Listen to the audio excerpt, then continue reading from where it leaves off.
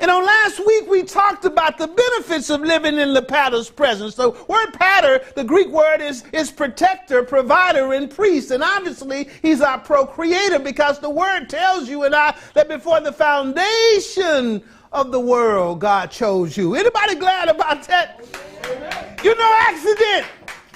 I don't care who your mama was. If daddy was a rolling stone and wherever he laid his hat was his home, and when he died, all he left you was alone. You can say, thank you, daddy, because God chose you to bring me in the world. Amen. God knew that you had the DNA with my mama's DNA to become the person that he called for me to be. Amen. And I'm here for a reason and here for a season. And when this is over, I'm not leaving home. I'm going home. But while I'm here, I want to finish the assignment that God has for me to do, and I thank you for the pleasure of living in your presence. Father, you promised to never leave me nor forsake me. As I've grown up, I don't want to leave you. Amen.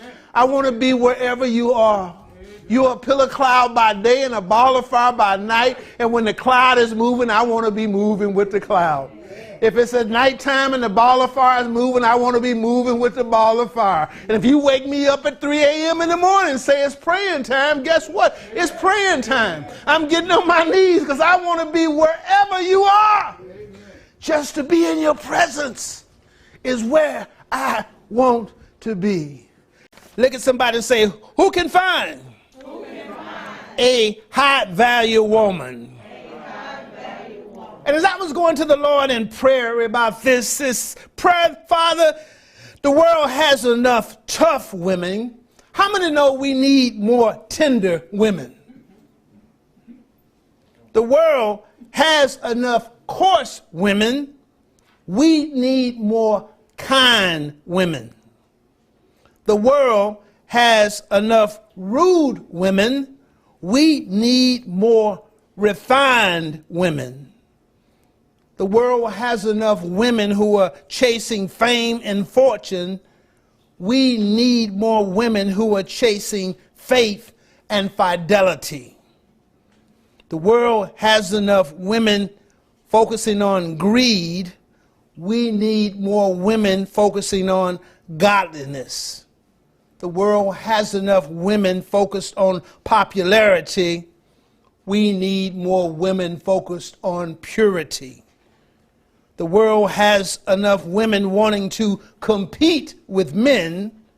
We need more women wanting to create with men.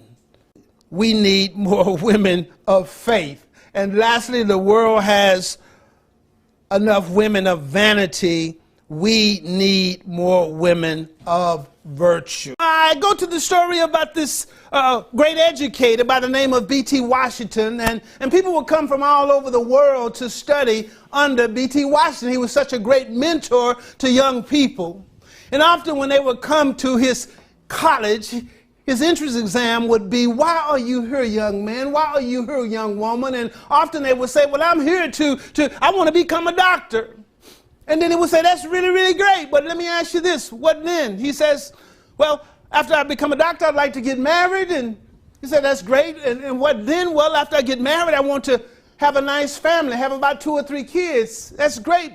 What then? Well, after I do that, I'm going to get old and die.